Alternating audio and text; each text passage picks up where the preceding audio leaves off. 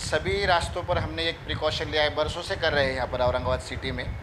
जितने भी रास्ते में मस्जिद आती है, कुछ दरगाह है और कुछ अनहोनी घटना नहीं होना चाहिए, इसलिए हमने पर्दों से सभी ये जो धार्मिक स्थल है वो कवर किए हैं।